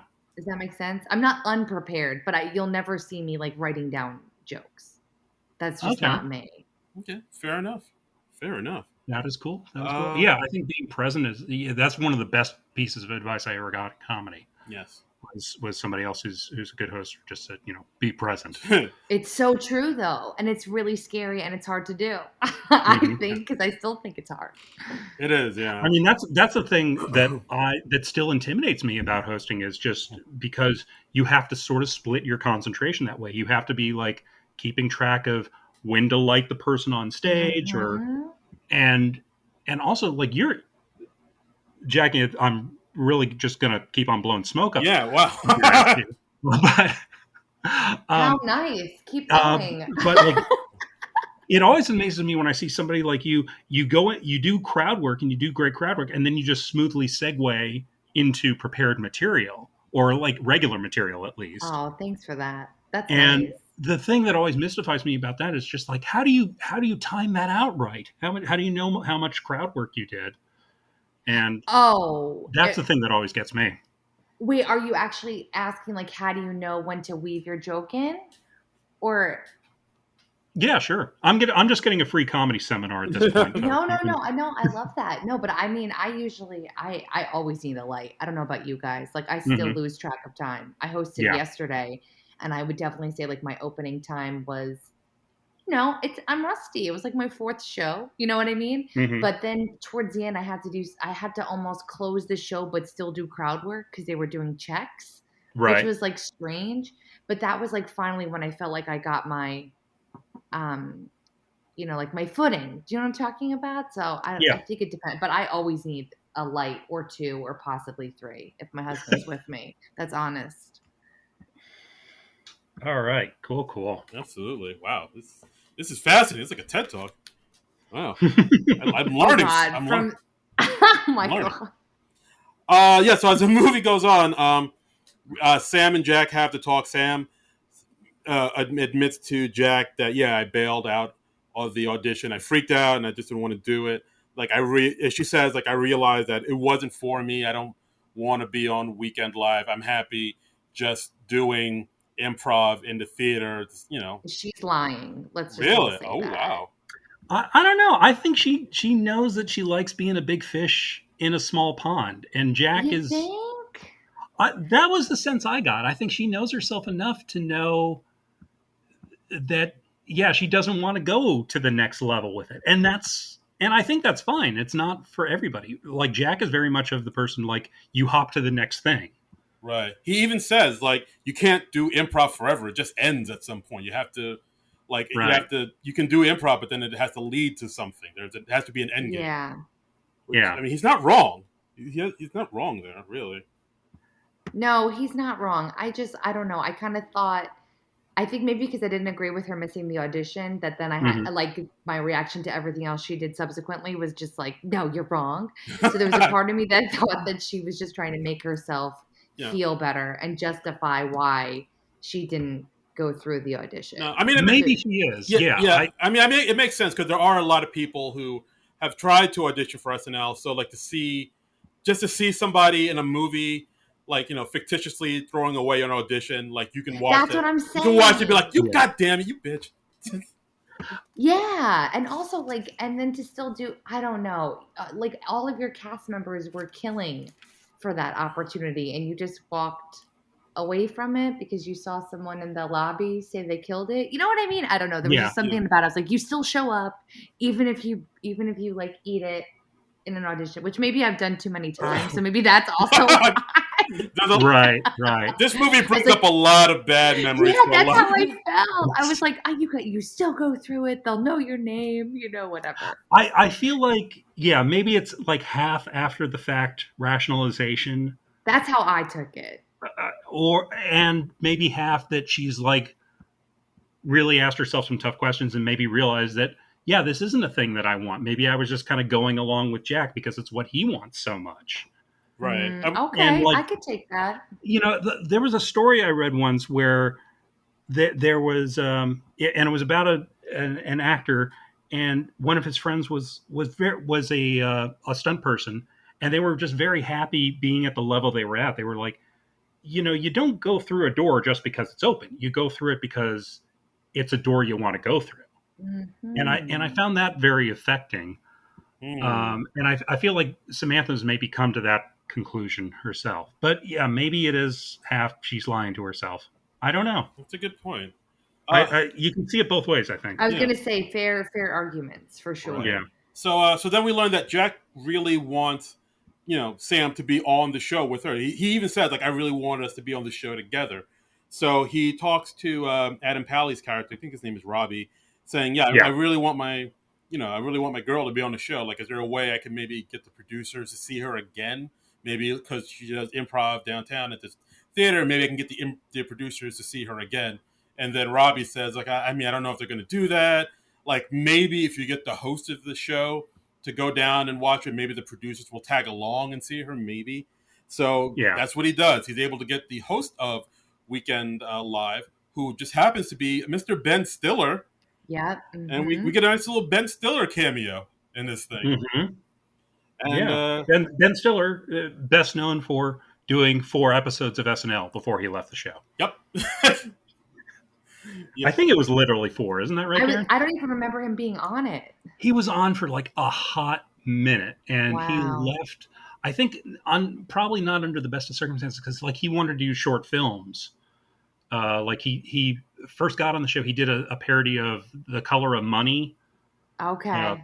He was doing his Tom Cruise impression, and John Mahoney was playing the Paul Newman part.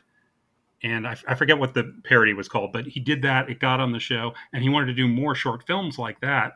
And SNL was like, no, we only want you in live sketches. Got Right. it. And so he went off and did the Ben Stiller show at Fox. And Exactly. Right. it worked out okay for him. Yeah, he Yeah, I did would all say right. so. Yeah, like he was. I think it was like late '80s or something like that, early '90s. He was only on like literally for 4 episodes. Wow, Yeah, it was that's like so 80, funny. 89, 90, somewhere around Yeah, there. and like He came in right after Mike Myers. right. Oh, okay. I didn't know. Okay. Yeah, and if you have, So, yeah, probably a little before when you started watching, Jackie. I was just going to say, yeah. yeah, and if you haven't seen his Tom Cruise impression, give yourself a Google and watch it because it's pretty spectacular. Oh, is it? Okay, I'll definitely do that. Oh yeah, Right. Yeah, So we'll send you some links. yeah, Yeah, please. So the improv show goes on. Jack joins the group, and of course, people in the audience recognize him, and it's people yelling out, "Do the ticker tape guy! Weekend Live! You're on that show, Weekend Live!" And he's been on the show for I think like literally 1 episode or maybe 2. Yeah, And this is already like a big hit character. I guess people really like the ticket takers. So this is what I mean. Like when I was saying before, like it's an abbreviated timeline on Yeah, this show. absolutely. It's like, if this was happening in real life with the real SNL, he'd be playing a waiter in sketches for the first half year or so. Yeah, exactly. But he's already broken out at this point. That's right. He's the new Eddie Murphy. Come on. He is. So yeah, he does the ticket taker guy in the improv show because of the audience's great demand, and he tries to set Sam up for her Gina Rowlands impression because apparently doing Long Dead Celebrities is where Sam lives. What was that? I don't understand that.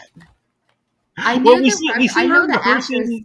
Yeah, go, John. Go. We see her rehearsing earlier in the film, and she's like working on her Katharine Hepburn. Yeah. And then I don't think we sort of see her Gina Rowlands. I don't know Gina Rowlands well enough to really pick out an impression of Gina Rowlands, but that's an obscure thing. I think at one point Jack is like, well, that was obscure even in 1974. Exactly. But you do who I mean. Now, see, if they had talked about the fact that she's not good at impressions, and the only ones that she's good at are from like 55 years ago. Okay, now Sam, now I know why you're stressed about the audition. Yeah, that's what I'm talking about. I mean, because that's got to be a weird thing on SNL too. Like you have your impressions and stuff, and I'm sure it's mostly celebrities you are a fan of and that you like doing. But on SNL, you got to be.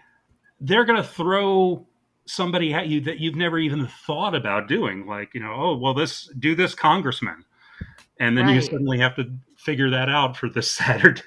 So yeah, I think like Bill Hader had that problem too because all his impressions like are super old, obscure, like his Vincent Price and like his like Rock Hudson or whoever, and like he had the same issue too where he could do like only older guys. Like he does an amazing Alan Alda impression, but you have to be old enough to know who Alan Alda is. Alan Alda is. Yeah, but Alan Alda at least is more recognizable than Gina Rowlands. Like, that's not the same kind of person or celebrity. Yeah, that's true. And I thought it was really interesting that like Jack tries to set her up for that impression in the improv show, and she immediately just goes, "Oh no, I'm not her. I'm just a regular person." Oh, I know, that hurt me. So she's denying, which is she's breaking that rule of improv. You're supposed to yes and it's just kind of like. I think by this point she's kind of realized, no, I don't want this, and I don't want to show what I can do. Yeah. So their relationship is getting more and more strained as the movie goes on. So like later on, they all meet up at the bar. Jack introduces Ben Stiller to the audience, to the commune rather, and I really love how the commune acts when they see Ben Stiller. They ask questions I would ask. They'd be like, "Oh, I was a real big fan of your Eddie Munster sketch. Who wrote that?" And, and like things like that. It's like, I would totally nerd out and ask about like obscure. Absolutely. And Ben Stiller's like, "Wow, that was a long time ago," because it's like 20 odd years ago for him. And they also say like, "Oh, you're really unafraid to play unlikable characters." Oh, that was the best, wasn't it? And Ben Stiller at one point goes, "Did you really think the guy in Reality Bites was unlikable?" I was like, no. I mean, with the way you did, it was different. Yeah. And like when Ben Stiller goes off to the bathroom, Jack has to tell them, he's like, guys, cool it. He's just hang, just be with him. He's not on your podcast. And but yeah, like I think Sam gets upset with him over him what's perceived as Jack to be like snapping at them, and then Sam is like, "Oh, I'm sorry. We can't just ask them questions." Then she goes off and hangs out with her students for the rest of the night. We see Joe Firestone, who's a big in the improv world, and we see Gary Richardson, SNL writer, in there as well. Yeah, I think it was cool that they're showing that Sam is forming like a new bond with the students, and that she has the makings of a good teacher. Yeah, see, I thought two things. I thought what you thought, and I also thought I saw her trying to sort of reclaim or like relive the glory days of her that she had with her old troupe, like this, that 20 youth and sort of wide-eyed innocence, and yeah, we can do whatever we want. We're young. We're in New York. Life's gonna be great. Because like she had that with her old group, and that's starting to break apart. I could see that. Yeah, I can see that too. So maybe she's going to become like the new Miles and start sleeping with like the 22-year-old dudes. Hey, maybe. See, that's what I was thinking. Yeah, Cougar Town. All right, Mike Birbiglia, we got the sequel for you right there. Yeah, don't think twice in the bedroom. Oh my gosh.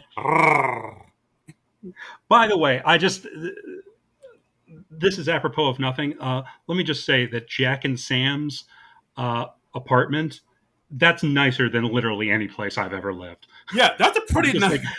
How did two struggling improv comedians who work as like a hostess and a sandwich delivery guy, how do they afford this place? I agree. I thought the same thing. I thought this is actually quite nice. Yeah. Yeah. I mean, it's like I was like, I would move into that place tomorrow.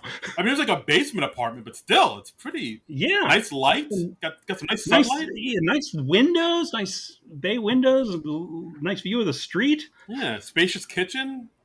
Yeah, I'd buy. I'd move in.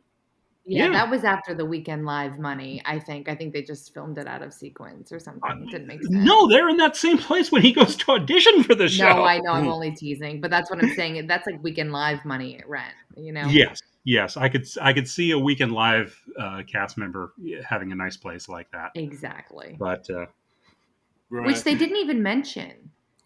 No one was like, oh my God, you're going to be making money. Like you're going to be, no one said any of it. That's true. Yeah, they didn't really get into the money question. It was just more about how it affected their social dynamic. Right. But that would get really pronounced after just a few months or even that's a year. What I'm saying. Exactly. Yeah. But I mean, I guess after a couple of weeks, your lifestyle hasn't changed that much. Right. That's true. So. Right. So so as the movie goes on, we learn that Miles is planning on spending his life with Liz if the Weekend Live thing doesn't go out. I think we also have a scene where Jack talks to Timothy, non-Lauren, about the writing, fake Lauren, about the writing packets, and I think he says like, you should write for yourself. You shouldn't have all these other people writing for you. He gives a very Lauren answer for a non-Lauren. And before that, he goes, "I'm going to cut you from the Jugglers with Vertigo sketch." I love the fake sketches that they reference that they just mention in passing. Yeah, and you never see any of these sketches, but they sound like real SNL sketches. Yeah, that's true. And so then we go on to we see at the next commune show them advertising their next show that they have in that fancy jazz club, Midtown Manhattan, at the 45th Street Lounge, which I also enjoyed. This is like another thing that a lot of movies don't talk about, like how hard it is to find a venue for your shows and like your improv stuff. It's a real thing. So it is a real thing. So then, and it's also tough to get audience to come out because I mean, in comedy, you got a lot of bringer shows where you're expected to bring like, well, if you bring 5 audience members, you can get 7 minutes on stage. Yeah, no, that's okay. And they're plugging their new show, and they're like, well, it's going to be a $45 ticket price, that is absurdly high for a comedy show. I thought the same thing. I thought no one would be in that audience. No one was. I mean, they did pretty well for the audience they got, considering it was a $45 ticket price. I agree, 100%. Yeah, it's like $45 for improv. I don't know. Improv, so you don't even know if it's going to be good. No, and that's exactly what I was thinking though. I was like, oh my God, there was a time where everyone had an improv group. And Yeah, like people were going to see improv all the time, and it's like, no way. And then there's only one girl, and you're only seeing one girl. Mm. if I'm paying $45, I want at least 2 girls in the improv. Count them too. Exactly. But yeah, so they let the audience know, yeah, we know it's high. It's $45 is a bit much, but we're really trying to keep this thing alive. We're really trying, and you can sort of, Right. and like the way they talk about it, you can kind of tell that they have this look in their eyes, all of them, saying like, yeah, this is like our Hail Mary, this is our like our last ditch effort to keep this group alive. Because like if this don't work, then we are done for. So it's a very it's so Yeah. it's so sad. It's just, And the audience is like, is Jack going to be there? Because, Yeah. he's Mr. Golden Boy. And they're like, well, Jack won't be at this show, but if we keep it going, he'll be at the subsequent shows. yeah. And the improv show just literally turns into them all bashing Jack. Yeah, they have like a eulogy for Jack. That's because like the suggestion was like Jack wasn't there, and so they Yeah. a nice little eulogy for Jack, which is actually pretty funny. Actually, it was actually a pretty good. Scene. Yeah, it was funny. That was funny. But it's like sort of reflecting what's going on. They're getting out their resentments for Jack in their comedy. Right. So we cut to the show at the 45th Street Lounge in Midtown Manhattan, and yeah, they're all wearing tuxedos because they found these old tuxedos that they used to wear when they first started, and they were like, "Oh, we should bring these back. These wearing tuxedos doing improv. That's great. People love that." Yeah. So it's them wearing tuxedos doing improv in front of maybe like 9 or 10 very uninterested people. Yeah. And the show's a bust. They're in the red. They make no money, and it's like, hey, we tried. We're not going to do anymore. yeah. So then we also cut to Jack being in the writing room with his buddy Robbie, Adam Pally, and like they're still busy writing sketches. And then Robbie asks, well, we need a sketch. Wait, I just want to give a quick shout out to the 2 sketches that they're working on that they mentioned in passing. Go for it. Scooby-Doo gets put down and Kim Jong-un on The Bachelorette. Perfect. And honestly, I could see either one of those on SNL. Those could be sketches. Those could be improv team names. Yeah. Those have a lot of functionality, those 2 things. I mean, those sound like real sketches, yes. So not necessarily great sketches, but they sound like real sketches. Right, yeah. Exactly. It's fill up time. It's 10 to 1. Yeah. 10 to 1. So Jack is getting desperate because he doesn't feel like any of his stuff is getting on the show. Right. So then Rob asks him, well, do you have anything from your improv days that you can use? And sure enough, he does. He used as we fast forward, we see that the commune is all dejected. They're all watching Weekend Live on TV, still in their tuxedos. I don't know why they haven't changed out of it, but they're watching Weekend Live, and then they see a sketch with Jack, and the sketch is something that Jack improvised on their show, which is like it's supposed to be a huge no-no in the world of improv. Like improv shows, improv sketches are supposed to be things that just happen in that moment, and then you just never hear from them again. There's never supposed to be seen again. So the fact that he used something in that moment for a show is like the biggest insult to the commune, and it's pretty much the last straw for them. Yeah, I feel like it might have been better if he'd asked permission. If he was like, "Hey, would it be cool if I developed this improv scene into a full-blown sketch for the show?" I mean, maybe he didn't have time, or maybe they were busy with the 45th Street Lounge show. But I agree with you. Everybody in the group feels blindsided by it. Yeah, and this actually reminded me there is like a real story with SNL. Like Jay Moore, who was on SNL for a couple of years, he wrote a book called "Gasping for Airtime." Jersey's own. And he talks about how he got so desperate for material at one point, he stole a bit from another stand-up comic and turned that into a sketch. And SNL had to like pay this guy when they were called on it because, So, I mean, and Jay Moore, he admits it in the book, but he said at the time, he was just like, oh, no, this is just coincidental. I thought I could get away with it. Oh, really? I had heard, too, that he had, like, stolen someone's entire set. Yeah. It was something like that. I'm forgetting Yeah. all the details, but yeah, and he admits it, and he's just like, hey, I'm on that guy's shit list for life, and he's like, I never should have done that, but you just are desperate to get something on. You want to make your mark, I know. So I'm not saying that was the right thing to do, but I get where that impulse comes from. Yeah. Oh yeah, the desperation. Yeah, Yeah. yeah. I mean, because can you imagine you get your dream job and you're 2-3 weeks in and you've exhausted all your material? No, that's Yeah. terrifying. See, I mean, because that's Yeah. a thing I think a lot of people don't think about. Like, you spend your whole career trying to get this dream job you have. You spend all your energy and money and blood, sweat, and tears getting it. Now you Hmm. have to keep it, and you don't Exactly. you never Right. thought about learning how to keep it, and that's the thing that sends people into a panic. Yeah. Absolutely. I mean, like Darren, like a few weeks ago when we had Q Card Wally on, uh, I was queuing him up for a story that he told on Late Night with Seth Meyers, and he was like, "Yeah, I've got to pretty much retire that story because I told it on national television now." So Right? Yeah, I believe It's like that. improv. yeah, so Yeah. So the commune sees this sketch. That's the last straw, especially for Miles. After Miles is like, "Fuck that! I'm going down to the after party. I'm gonna get in Jack's face about this because this is wrong." And so all of them mhm, follow him. They all go on to the subway in their tuxedos. They're all in their tuxedos throughout all this. right, They burst their way into the after party in the bar. They walk up to Jack.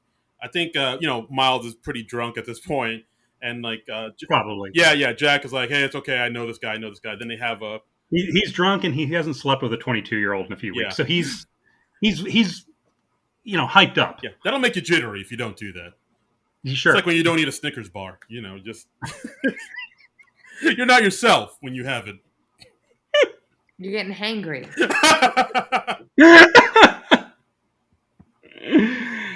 Exactly. Exactly.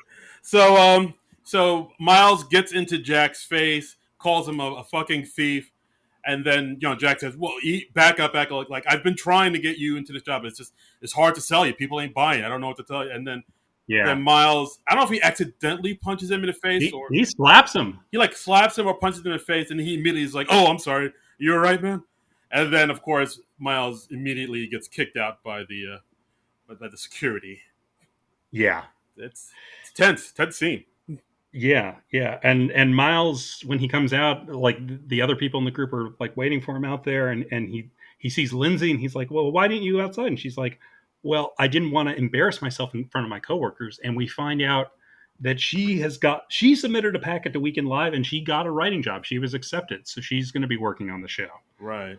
And and then immediately Bill and Allison get upset with her. It's like, what? You didn't tell Right. any of us that you were sending a packet to Weekend Live? That's really shady. Like, we showed you our packet, and then you didn't tell us you were doing that. Like, I'm kind of on Bill and Allison's side. Like, if you're all submitting to Weekend Live, you should let everybody know what you're doing. The fact that she didn't was like, I don't know about that. Yeah. Yeah. So and of course they attack Lindsay, saying, you're not going to last a day there. You have no worth ethic. All you do is smoke pot in your parents' house, and your parents have all the money, and they just give you all the money you need and whatever. Like, you don't know about work because Lindsay does smoke a lot of pot throughout this movie. She's constantly smoking. Practically every time we see her not on stage, she is lighting up a bowl. Yeah. Um, and then of course Lindsay a bit lashes back out at Allison, saying, you've been working on the graphic novel for 9 years and you haven't finished it, and you talk to me about work ethic, and the group is really breaking up and going through it right now. It's ugly. Again, that one left a mark. Yeah, I'm sorry, John.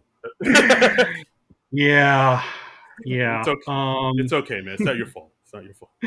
And yeah, and Miles goes like, "Oh, Lindsay, everything you've ever gotten has been handed to you on a silver platter." And Lindsay's comes back at Miles saying like, "Hey, look, Miles, the truth is you just don't have it. You don't. Yeah. You're just not good enough. Yeah. You can't play in this league." Yeah, And he always Miles always tells his conquests that he was inches away from getting Weekend Live, and Lindsay Right. just lays it him out and said, "You were never inches away from it. You were never going to get it." Yeah. It's Yeah. bitter pill. And the way that scene ends, he just says, "Fuck you, Lindsay," and she says, "Oh, you won't because I'm not 22 and I'm not your student." Oh yeah, that was quick, huh? Damn. See, that's how she got the writing gig. That's See, how she got the writing that's the gig. thing. Like, I mean, when you're really good friends with somebody, you know what buttons to push. You know what's going to get that That's reaction. right. And That's why I try to stay on oh, John's good side. that's That's like a friendship ending comment, though. I don't know that you bounce back from that. that is Yeah, you. Yeah. that's pretty If rough.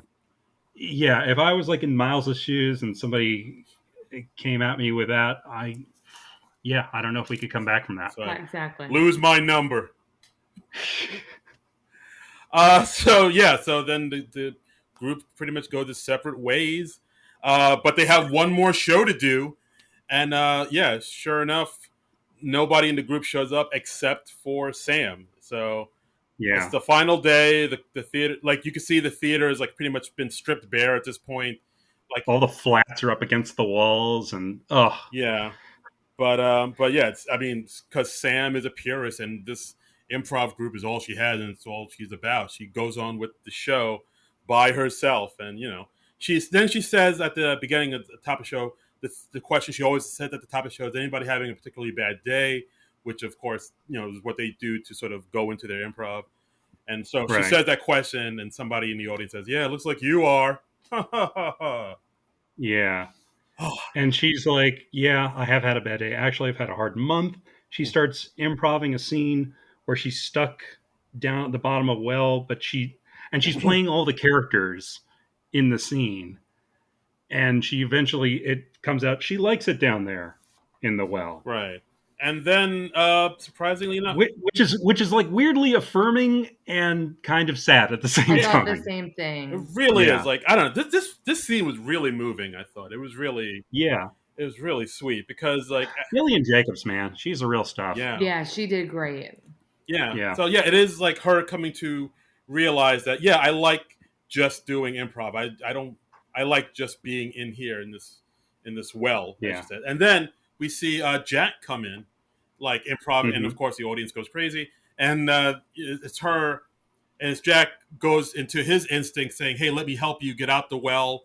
Let me help you. Let me pull you up." And then she said, "No, I like being down here. I like being in the well." And it's like it's basically them having this improv scene that's baked into this conversation that they should have had, Mm. a while ago In life. in life. Yeah, exactly. Maybe not on stage. Maybe. Yes, Maybe. it was very It was Yeah. very I vulnerable. mean, we basically, over the course of the scene, we see them both realize that their relationship is over, Yeah. And like, but they're okay with it. I mean, it's yeah. as amicable as it could be, I suppose. Yeah, because I mean, throughout the whole movie, we have seen like Jack kind of trying to pull Sam along with her to be on Weekend Live and to do all these successful things. Like, let me help you, let me help you. I want you to be the part of my world. I want you to do this with me. And he's just not understanding that no, I don't. That she doesn't want to do that. It's not right for her. She'd rather do this. So they've like in this scene in improv that they finally having that conversation where they're finally starting to realize that they both know it's over and it's okay, which is it's really sad. It's very sweet. Mm-hmm. It's a very sweet scene. It touched my heart. Yeah. Yeah. Same here. Yeah. And we had another great quote from Del Close saying, "Great improv is like assembling a plane when it's already in the air." Oh, I thought that was so good. I just love that quote. There's another quote from him early on where it's like you fall down and you figure out what you're going to do while you're falling.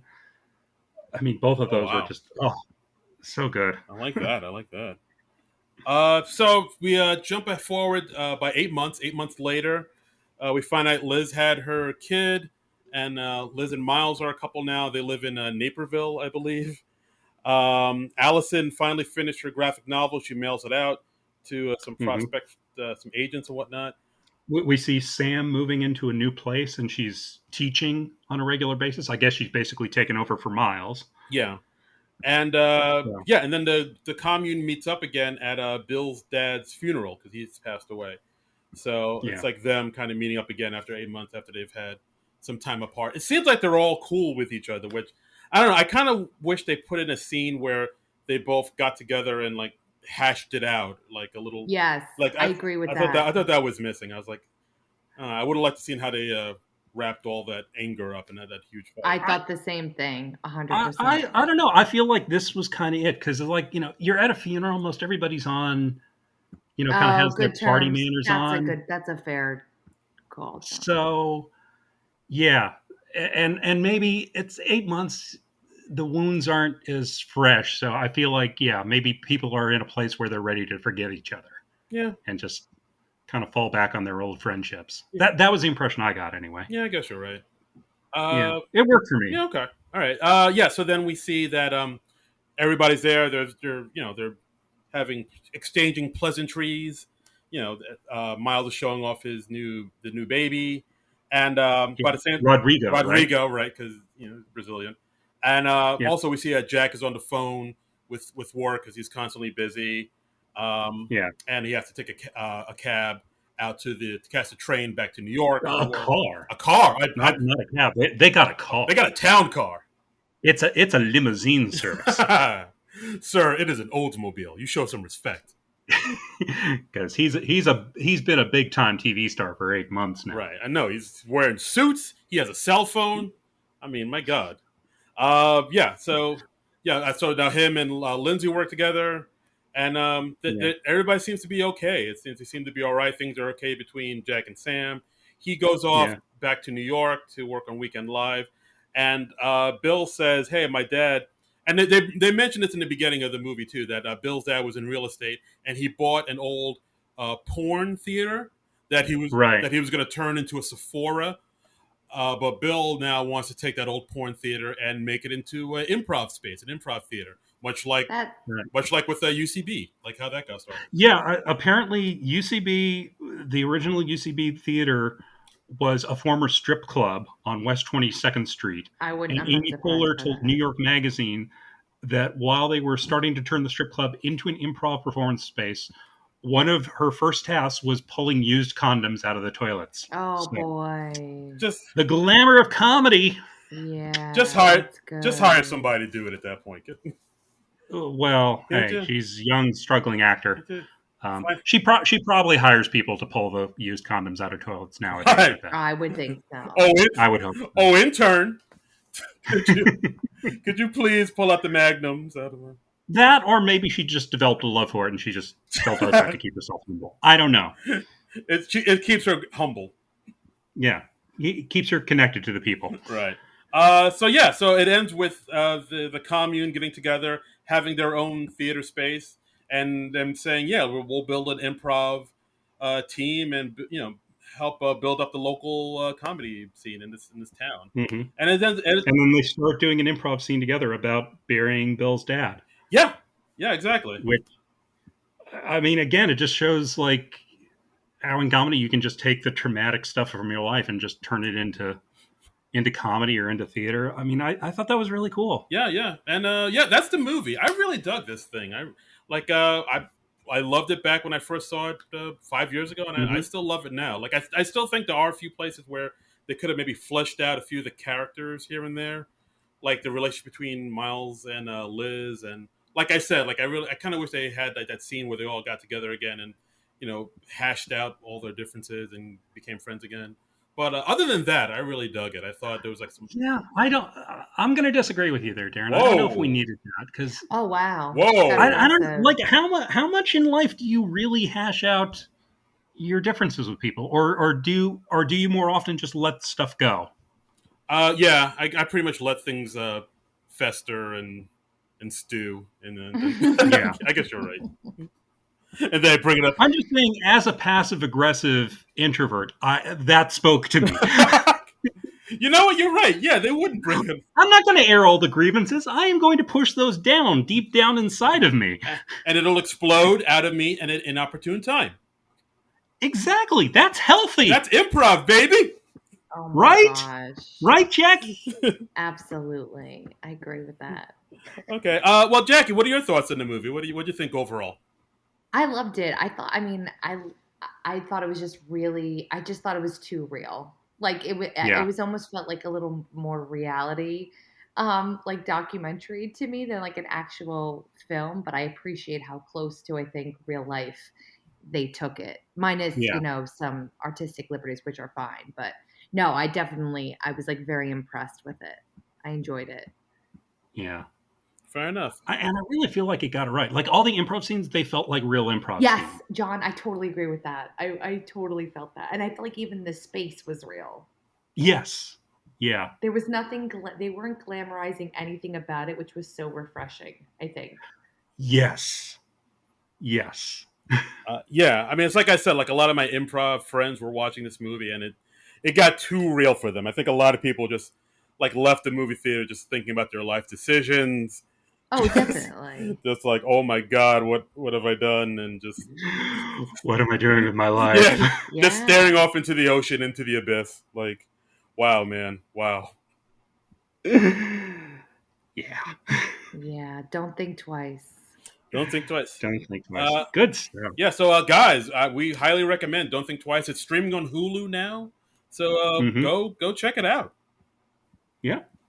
It gets the SNL Nerds recommendation. It gets 3 thumbs up from the SNL Nerds. Damn. That's not copyrighted, right? I don't think so. Yeah. If it is, what? Because there's 3 of us. Yeah. That's the ticket. That's what we'll tell the judge. So it's not somebody else's intellectual property. Yeah, it'll be fine. It'll be good. Because there are 3 people on this episode. Yeah, we got the non-pro legal team working on it. Don't you worry. Okay, great. And yeah, that's our episode, guys. Jackie, thank you so much for joining us. I hope you had a great time. My pleasure, you guys. I did. Thank you for having me. I hope I can come back on again. Oh yeah, we would love to have you back on. Barring you like having any kids like a couple weeks before. I'll let you know. Yeah. You know. So we'll work that out with your people. Thank you. Please do. I appreciate We are it. here to work around your pregnancy. Thank you. Thank you very much. No, thank you guys. Jackie, where can people follow you and find out about you and go see you perform? Do you have any shows coming up? I do, and I haven't really been great about posting, but if you guys are on Instagram and you want to follow Jackie_Byrne, that would be awesome. And that's Jackie with an IE and BYRNE, right? You got it, yes. So Jackie_Byrne. And you can follow me on Twitter and Instagram at Trumbull Comic. That's TRUMBULL and the word comic. And you can follow me on Instagram and Twitter on at what the hell am I saying? Oh, Instagram and Darren Credible. Yes, Darren Incredible. DARA Incredible. My brain just spazzed out for a minute there. Sorry. You got mom brain. Well, now, I guess so. I guess. Oh my God, it's infectious. I'm with child. It is. I'm with child. Oh, well, we're gonna have to bank a few episodes. Oh boy. Now. Oh dear. So. Absolutely. And yeah, and as always, you can rate, review, subscribe to the podcast. Follow us at you could hit our Patreon at Non-Productive.com. Rate, review, subscribe on iTunes or Stitcher or wherever you listen to your fine podcasts. That's right. And we're going to be back next week. Next week we are going to do, because the Space Jam 2 is all in the news. That just opened. Everybody's all about the Space Jam 2. So we're going to go old school. We're going to go back to the original Space Jam. Yeah. And we're going to watch that. Because it got Bill Murray in it. So it's got a Mr. Bill Murray. William Satherton Murray. So, yes. I just made He doesn't play defense. Yeah, no, absolutely. He's all offensive. Is his middle name Batterton? No, I just made that up. Put the yes and me, don't. Okay. No, I feel very betrayed right now. I didn't think twice. But okay. yeah, we're talking about Space Jam on the next episode, so tune in for that. And so that'll be next week. And then until then, Nerds out. This has been a non-productive media presentation. Executive producer Frank Hablawi. This program and many others like it on the Non-Productive Network is distributed under a Creative Commons Attribution Non-Commercial No Derivatives license. Please share it, but ask before trying to change it or sell it. For more information, visit Non-Productive.com.